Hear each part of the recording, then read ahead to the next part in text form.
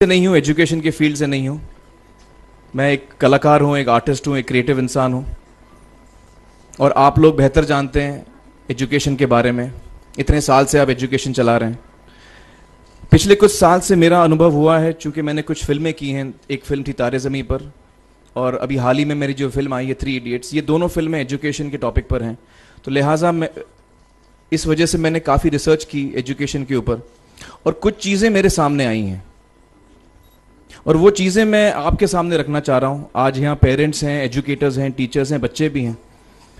हो सकता है पता नहीं मैं कितना सही बोल रहा हूँ, गलत बोल रहा हूँ, लेकिन मेरे कुछ विचार हैं जो मैं आपके सामने रखना चाहूँगा एजुकेशन से जो जिनका संबंध है।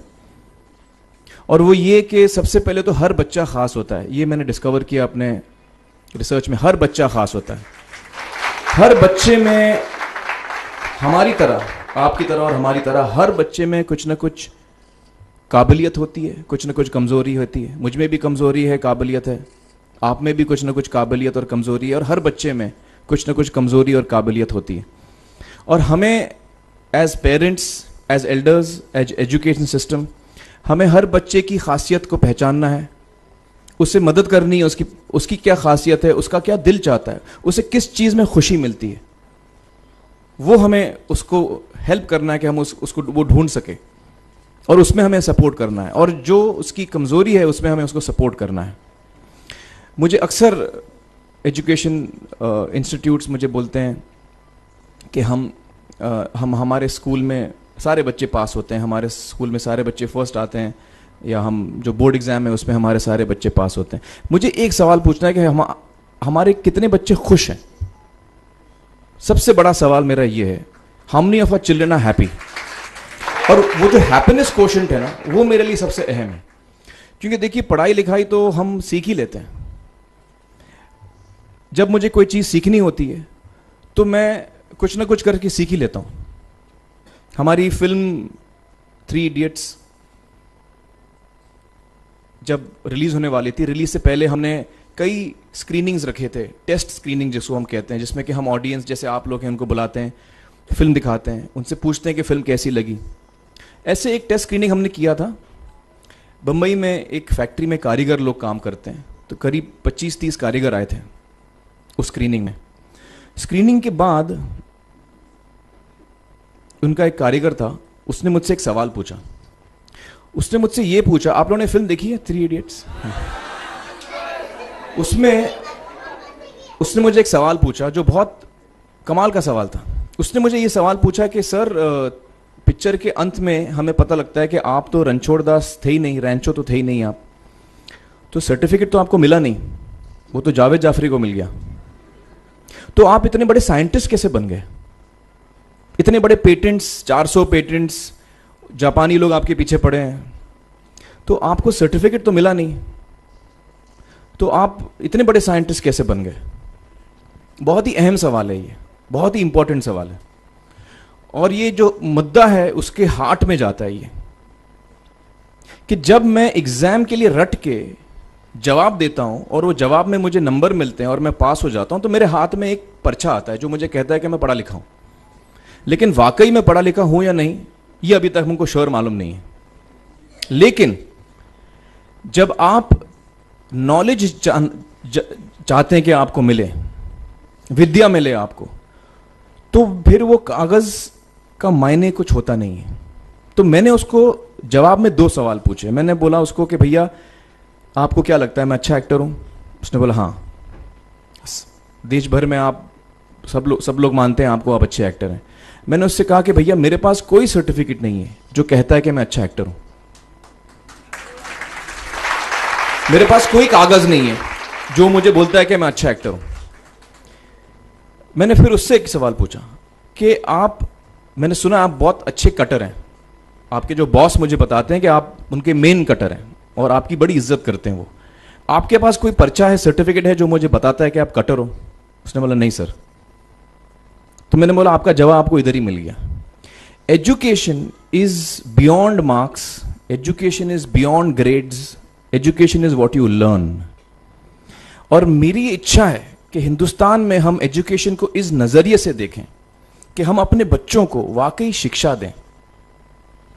और शिक्षा हम खुशी से दें, क्योंकि शिक्षा में सिर्फ ज्ञान नहीं होता, शिक्षा में एक और चीज मिली हुई होती है, वो ये है कि हम अपने बच्चों को डेवलप करते हैं एज ह्यूमन बींग्स। आगे चल के वो जिंदगी में अच्छे इंसान बने, आगे चल के वो अपने पैरों पे खड़े रह सकें, आगे चल के वो इज्जत की जिंदगी जी सकें, आगे चल के वो दूसरों के बारे में ध्यान रखें, आगे चल के वो किसी के चेहरे पे मुस्कुराहट ला सकें, आगे चल के वो किसी की मदद कर सकें। This is what we should develop of our children. ये मेरी फीलिंग है। मैं जहां भी देखता हूं, ये मेरे साथ भी हुआ है जब मैं छोटा था। जब से हमारे बच्चे छोटे होते हैं, जब से बच्चे पैदा होते हैं, बच्चा घर आता है, हम बच्चे को पूछते हैं भाई मार्क्स कितने मिले, फर्स्ट आए कि सेकंड आए? वो बोलता है सेकंड। सेकंड आए तो अरे फर्स्ट नहीं आए, डांट पड़ती है उसको। जो बोलता है मैं 10th आया तो उसकी तो हालत ही बुरी हो जाती है। बच्चे को लगता है यार ये फर्स्ट आना बड़ा जरूरी है। उसको रेस में हम पूछते हैं तुम रेस में फर्स्ट आए कि सेकंड आए? में हम उसको बचपन से, जब से वो केजी लोअर केजी में होता है, जब लोअर केजी में रेस होती है, चमचा मुंह में लगा के उसमें नींबू डाल के भागते हैं। उसमें भी हम बच्चे को पूछते हैं अरे मेरा बेटा फर्स्ट आएगा, ला ओ बेटा मेरा फर्स्ट आना, मतलब पेरेंट्स चिल्ला रहे हैं बेटा भागो, मतलब नींबू लेके भागो। तो उसमें होता क्या है कि बच्चे को लगता है कि यार ये बड़ा जरूरी है। मेरे पेरेंट्स को हमेशा, मेरे पेरेंट्स मुझे एक ही सवाल पूछते हैं, मैं फर्स्ट आया कि नहीं। उसके जहन में ये बात बैठ जाती है कि मेरे को अव्वल आना है, मेरे को कंपीट करना है, मेरे को बाकी लोग से आगे निकलना है। टीचर्स भी यही सवाल उसको पूछते हैं आमतौर पे, मेरे साथ हुआ है। होता क्या है कि जब वो बच्चा 21 साल का होता है तो वो बड़ा सेल्फिश हो जाता है, और उसको सेल्फिश हमने बनाया, हमारे सिस्टम ने बनाया। वो अपने बारे में सोचता है और किसी के बारे में नहीं सोचता है, क्योंकि यही हमने उसको ट्रेन किया है बचपन से। बचपन से हमने उसको यही ट्रेन किया कि बेटा तुम पहले आना, बाकी सब लोग को भूल जाओ। तो जब वो नौजवान बनता है तो उसका नजरिया सोसाइटी की तरफ यही हो जाता है कि भैया मुझे आगे बढ़ना है, बाकी सब बाय हुक और by crook I must succeed, I don't care about anybody else. मेरा ये दिल कहता है, मेरा ये दिल चाहता है कि अगर हम जितने यहां पेरेंट्स हैं, एडल्ट्स हैं, यंगस्टर्स हैं जो कल जाके पेरेंट्स बनेंगे, अगर हम अपने बच्चों को ये सीख दें जब वो छोटे हैं, जब वो घर आए हम उसको ये सवाल पूछें, ये नहीं पूछें कि मार्क्स कितने मिले, उसको ये पूछें कि बेटा आज तुमने किसकी मदद की,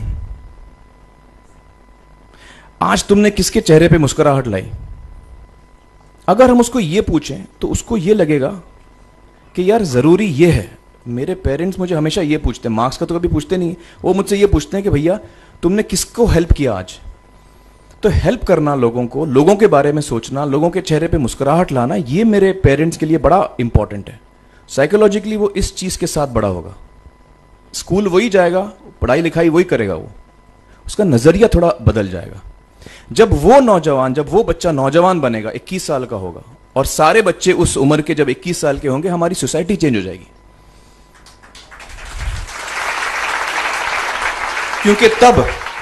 क्योंकि तब हमारी सोसाइटी में ऐसे नौजवान होंगे जो खुद के बारे में नहीं सोच रहे, दूसरों के बारे में सोच रहे हैं। तो मुझे लगता है कि सबसे बड़ी चीज जो हमारे एजुकेशन सिस्टम में मैं देखना चाहूंगा, जो मैंने अपने स्कूल लाइफ में नहीं देखी, कि हमको ये अहमियत इस पे दी जा रही है कि हम अपने आसपास के बच्चों को कितना हेल्प कर रहे हैं। ये एक बहुत बड़ी तब्दीली अगर आ जाए तो मुझे लगता है कि हमारा देश बहुत सुधर सकता है, बहुत बदल सकता है। हम